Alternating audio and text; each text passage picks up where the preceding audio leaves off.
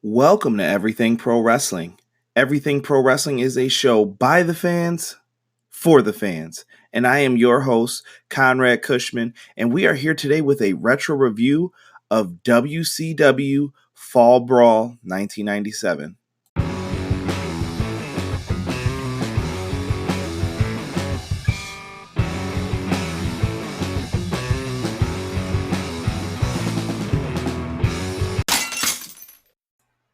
What an amazing week it's been in pro wrestling. I recently uploaded an all-in review on my YouTube channel. I'm doing a retro review today. Tomorrow I'm going to an NXT live event here in Buffalo, New York. And there's so much more content still to come with the Mae Young Classic. You have WWE Hell in a Cell. So many shows, so little time. So let's get right into this retro review of WCW Fall Brawl 1997. As most of you know, I have to provide you with some information about the event, so let's do it. WCW Fall Brawl 1997 had a War Games match as the main event. Now, this event took place September 14th, 1997 for WCW, also known as World Championship Wrestling. This was a pay-per-view, and it was located in Winston-Salem, North Carolina, at the Lawrence Joel Coliseum. The attendance, 11,939 people, and it was a live broadcast. We had commentary by Tony Schiavone, Bobby the Brain Heenan, Mike Tenay, and Larry Sabisco. And we also had Mean Gene Okerlund doing interviews. And the pay-per-view buy rate was a 0.53. Now, let's get into that. And that came from Cage Match, the Internet Wrestling Database, if you are looking for it. But let's get right into the matches and talk about everything that happened. Timekeeper, do me a favor and ring that bell.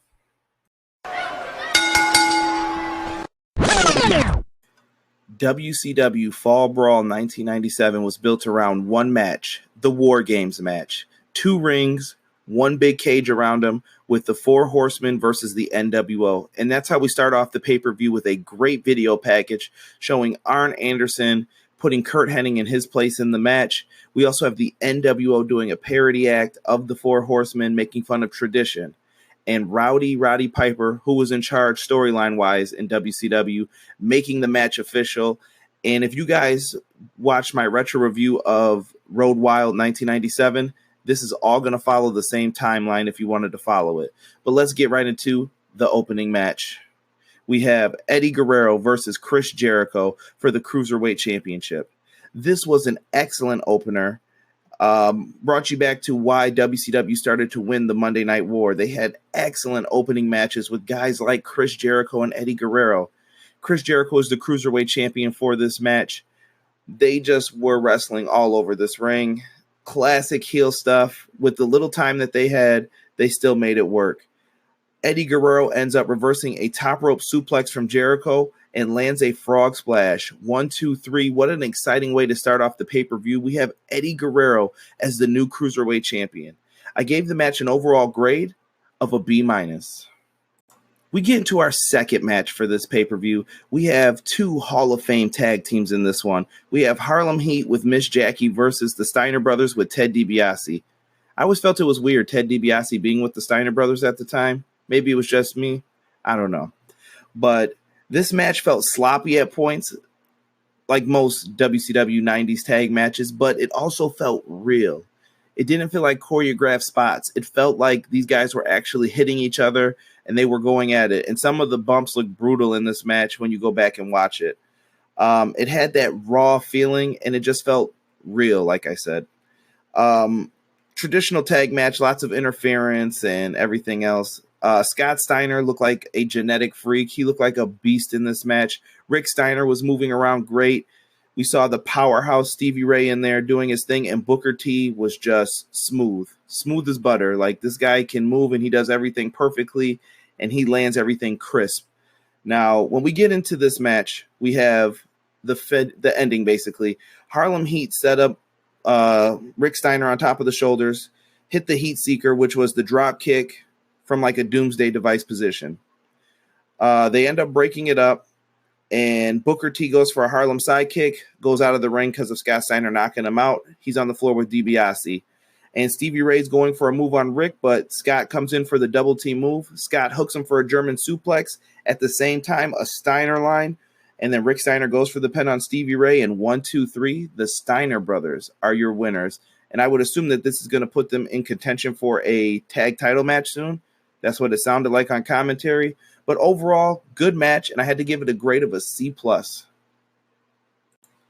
Our next match is for the WCW Television Championship. We have the challenger, Ultimo Dragon, versus the champion, Alex Wright.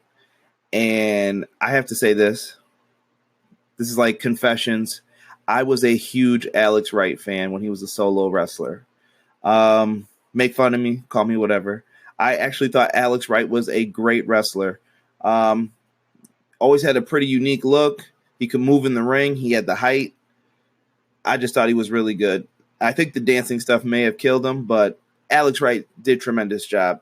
And Ultimo Dragon, if you've never seen an Ultimo Dragon match, you need to go back and watch it. All that stuff you see on 205 Live today or any Cruiserweight stuff, Ultimo Dragon was one of the guys who came up with some unique stuff that I've never seen before in the United States while watching pro wrestling. So go back and check him out. And this would be a great match to start with. This was a well-wrestled match. These guys were just going in the ring. And there was a big difference. Alex Wright was pretty tall and Ultimo Dragon short. Ultimo Dragon could move around a lot faster, but Alex Wright, for being his size, he could go too. And well-wrestled match. Definitely something to go back and watch if you love pure pro wrestling. And in the end, Alex Wright gets the victory with a German suplex for the win. So Alex Wright retains his television championship in a match that I give a grade of a B. Very solid. All right, so we're backstage, and we have Mean Gene Okerlund, and he's promoting the WCW hotline at the moment. And you keep seeing the NWO run by. They go by once, head into a locker room, and then they run by real quick afterwards. And as Mean Gene's being interrupted, he's outraged a little bit. And he goes to investigate where they went into and what happened.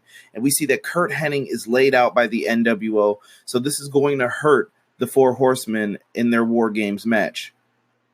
We get to the next match then, which is Jeff Jarrett with Queen Debra McMichael versus Dean Malenko. And we are told that the winner of this match will face the U.S. title holder at Halloween Havoc. And the current U.S. title holder is Steve Mongo McMichael. Now, in this match, both guys worked on the legs. Dean Malenko doing it for his finishing move, which is the Texas Cloverleaf. And Dean Malenko is a phenomenal wrestler. If you've never seen him, he's actually a producer right now in WWE. So great wrestler. Always go back and check out his matches. They called him the Iceman because he didn't really express anything throughout the matches. He was missing that charisma, but Dean Malenko in the ring, phenomenal. Now we get to Jeff Jarrett, who was setting up for his finisher by working on the legs, which was the figure 4 leg lock. They explained in WCW how it was in respect towards Ric Flair, and I understand that. He's copying Ric Flair's move, so he had to show some respect for doing it. Now, in the match, Jeff Jarrett wins the match by submission, and it puts them in this weird storyline position. You have Mongo McMichael, who's the U.S. champ, and his wife manages Jeff Jarrett, so they're going to be on opposite ends, and where does Debra's allegiance lie? So it'll be interesting to see what happens at Halloween Havoc. After watching this match, I gave it a C+. Dean Malenko did the best that he could in there. Jeff Jarrett, also a great wrestler. Nothing too much happened. Very basic match. C+. What's up, everybody? It's your boy Prophecy from the Suplex Session Podcast, where I give my analysis on your weekly pro wrestling programming. Baby! Right now, you are listening to Everything Pro Wrestling with my good friend Conrad. Stay tuned. A big thank you to Prophecy and the Suplex Session Podcast for that promo. Now we get into the next segment, which was the NWO, who were backstage basically making fun of what happened with Curt Hennig and laughing about how they're going to win tonight because of it. Pretty simple. Our next match is Wrath, a.k.a. Adam Bomb / Brian Clark, and his tag partner Mortis, who later was known as Canyon, and their manager James Vandenberg, a.k.a. from TNA, Father James Mitchell. And they were taking on the Faces of Fear, Meng and Barbarian, two of the baddest dudes around. First thing that came to my mind when watching this match was Mortal Kombat characters. It goes back to the Glacier, Wrath, Mortis, and everything during that time. They used a lot of characters from the Mortal Kombat video game, according to Eric Bischoff on 83 Weeks. And I think that's what inspired all of these. I don't know if he came up with the idea himself. I think it was presented to him, but that was the first thing I thought of. And Meng and Barbarian, I just have written down two tough dudes. They take a lot of hard hits in this match and then no-sell it. And funny story, when I was in elementary school and high school, I actually used to use Meng's Tongan death grip on people. So if anyone ever used to hear me and I would do like the boo, boo, boo, they knew it was coming. And just one of my favorite moves from Meng. Just a great wrestler. I don't know. I always liked Meng, Haku, whatever you wanted to call him. So this is a hard-hitting match. Beatings were being handed out throughout. Nothing that was pretty. Not if you're a technical wrestling fan, this isn't going to be your cup of tea. But just lots of punches, kicks, and beatdowns throughout the match. And the best part's at the end, basically, where you have Vandenberg, who's on the top, or he's on the apron, and Meng catches him in the Tongan death grip, starts dragging him in the ring, and then Mortis comes to save him, and he catches one for his help. And they did not realize that Wrath was actually the legal man who was on the outside, and Barbarian was knocked out. And he ends up hitting the death penalty, which looked like a rock bottom choke slam kind of deal. And 1, 2, 3, Wrath and Mortis pick up the victory. Very surprised by that ending. I gave the match a grade of a C. It was what I expected for that match. So, could have been better, but good job to all involved for making the best of the situation. And we're backstage once again with Mean Gene Okerlund. And he is backstage with Ric Flair, Steve Mongo McMichael, and Chris Benoit. And great interview segment. Basically let Benoit and Mongo get a little bit of mic time so that way they could practice on their skills. Benoit did pretty decent. Mongo held his own. He has some type of charisma, and he was always trying to get a reaction out of someone. So he did a great job. And then Ric Flair is the man still on the microphone. And he started doing his yelling and screaming, but I was easily captivated by his words. So good job to Ric Flair during this segment. And it leads to our next match, which was Scott Norton versus the Giant. Now, in this match, the Giant is over. The reason I know is because when he comes out, a lot of people are putting up their arms like for the choke slam, like he used to in WCW, and it was just perfect. Everybody saw it, and they loved it. This was a cool down match, so I kind of went in with my expectations kind of lowered a little bit for it. And in the match, nothing of meaning really happened until the end, and the people got up out of their seats when the Giant, I don't care, he was holding the middle rope, but he kipped up with his hand on the rope, and I was shocked to see the athleticism that the Giant had. Like, it's crazy to think that Big Show of today was the Giant back then. He could do so much stuff, and he kipped up, and he ends up winning with the choke slam 1, 2, 3. I gave it a grade of a C-. Nothing too special in the match, but the Giant really impressed me in this one, and I hope to see him used better in future retro reviews from WCW after this. Guys, we are at match number 7 of episode 21 of Everything Pro Wrestling, and we get to Diamond Dallas Page and Lex Luger versus the team of Scott Hall and Randy Savage with Miss Elizabeth. Now, the first thing I noticed in this match is DDP, Lex Luger, and the NWO have some of the coolest freaking themes for WCW. Some of my personal favorites that I still like to listen to if I'm at the gym working out.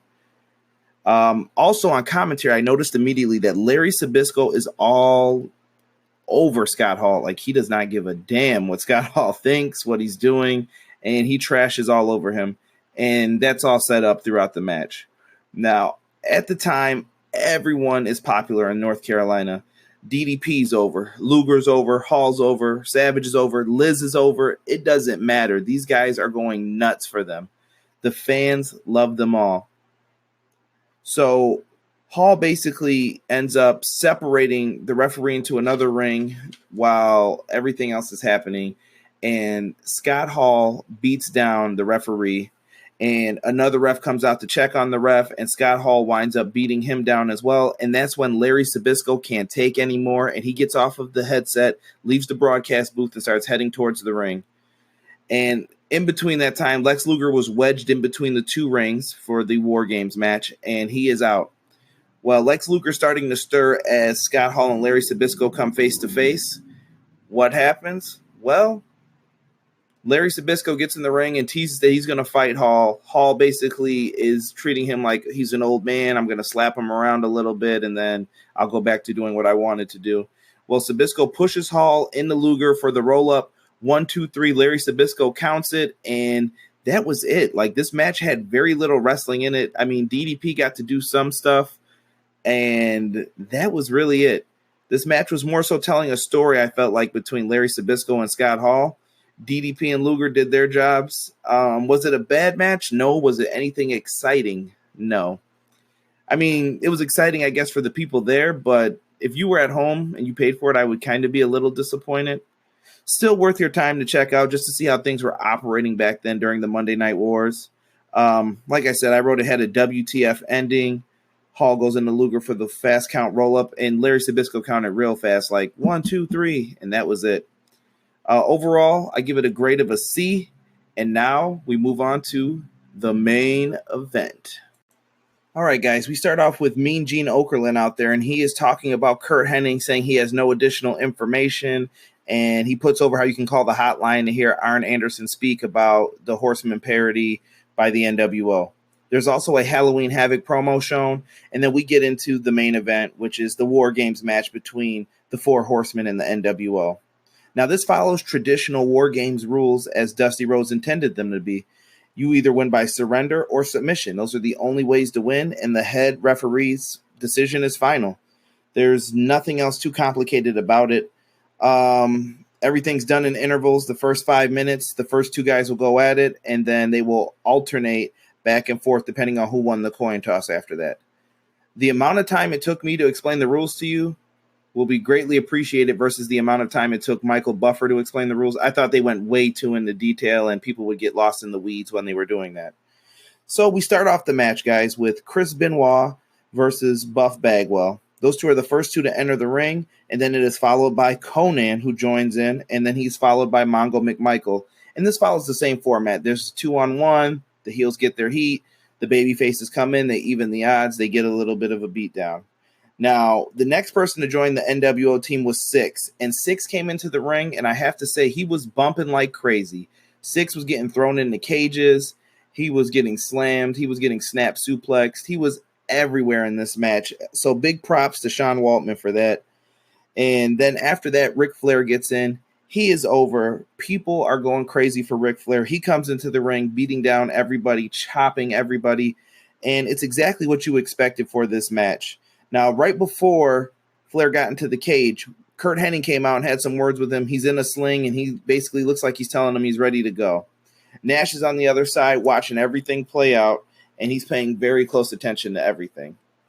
Now, Kevin Nash is the final NWO member to get into the cage. He comes in, getting his heat, slamming everybody. He's the biggest guy in there, so Nash, of course, is a threat. Fans are chanting for Sting at this point. Now, during this time period, where is Sting? Well, Sting isn't talking right now because Sting is still trying to prove to everyone what side he's on. Is he WCW? Is he NWO? Nothing's been really said. Sting's been quiet, kind of like a vow of silence, basically. He's taken as the Crow character. So we don't know what's going on with Sting at this point. The final wrestler to enter was Curt Hennig. Curt Hennig comes in and he pulls off his sling, and the people are shocked. And he goes inside of his tights and he pulls out 2 pairs of handcuffs. He pulls out the handcuffs and then he wraps them around his fist, and it looks like he's going to nail an NWO member, and then he turns. Unbelievable. He turns and nails Mongo McMichael. They end up cuffing Mongo and Chris Benoit to the cages, and then they all jump on Ric Flair. They are asking Benoit and Mongo if they surrender. Benoit spits on him a couple times. Mongo's yelling no, and the same for Ric Flair. And Ric Flair is bleeding from his forehead, and they are taking a beatdown for quite some time. Now, Mongo is sitting there, and afterwards, Mongo is basically caught between. They put Ric Flair's head in between the cage door. Curt Hennig is threatening to slam it on Flair's head if he doesn't quit. So they ask him, and Mongo says this has to stop. The referee takes it as they surrender, and the match is over. Well, as soon as the bell rings, what does the NWO do? Of course, what any heel would do. Slams the cage on Flair's head anyway, and it looked brutal, actually, because Flair's head was definitely not in a safe spot. He got the cage door slammed onto his head, and they continued to beat them down. And Kevin Nash then grabs the microphone, which everyone can hear in the arena, and he declares death to the Four Horsemen in North Carolina. Now, this is something that you can always go back and enjoy because it's a War Games match. It has a formula to it, but it's always fun, and it's something different that we don't see often. So I had to give this a grade of an A-, and I put it up there as one of the best War Games matches, in my opinion. All right, guys, it's time for my final thoughts and overall grade on the show. And in my opinion, looking back at this show, told you basically everything you needed to know about the good times in WCW. This was a decent card, and did it have its issues? Sure. Was it perfect? No. Was it good? I'd say yeah. But that War Games match is really what stands out to me. That is one of their better War Games matches, in my opinion. Are there a couple that could rival it? Sure. But they did everything very well in this one. They built up the history of tradition with the Four Horsemen, and then we have the new school, which was the NWO at the time, and how they were basically going at it with each other. And they had a well-placed heel turn in there and told a story while they did it. Curt Hennig fooled everybody when he did that heel turn. And I remember back then, as a wrestling fan, I was hurt because I was a fan of the Four Horsemen and the NWO. And when Curt Hennig did that heel turn, I didn't see that coming. And he got me real good. So he will always have a place in my heart for doing that. Rest in peace to Curt Hennig. But that was well done, placed perfectly in the show. So whoever thought of that, kudos to you. And the NWO succeeded. Now, overall grade, I'm going to give it a B-. It was real close to that C+ range, but B- is my final decision. Because of the effort put forth by all of the talent, it looked like everything was clicking on all cylinders, and they were moving forward and trying to get towards Halloween Havoc. And I like the well-thought-out storylines, even the Sting stuff progressing throughout the show. Everything is well thought out, and that stuff does affect booking as well. So B- is the final grade for this show. And I'd like to hear from you guys. What do you think should have been the final grade for it? And did you enjoy the pay-per-view if you've watched it? Thank you for listening to the Everything Pro Wrestling podcast. Without you guys, the show doesn't do well. So thank you very much, and give yourselves a round of applause and a pat on the back. We are closing in on 2,000 listens, guys. That's tremendous in the amount of time we've had the podcast up, which is less than a year. So keep up the good work and spread the word to a wrestling friend who wants to listen to a podcast. Everything Pro Wrestling is the podcast for them. Also, make sure you are subscribed to our YouTube channel. All of that will be in the description boxes. Make sure you are subscribed because I will have an NXT live event review coming from Buffalo, New York at Riverworks tomorrow. As soon as the event is over, I will try to get on and record a live video for you guys. I cannot wait. And one more special thanks to James Drive. They do the intro music for the beginning of the podcast. They do a tremendous job. If you get a chance, make sure you check them out. Thank you guys so much for listening to the Everything Pro Wrestling podcast. We're going to hit you with that final count, and we're going to hit you with something that's just too sweet. 1, 2, 3.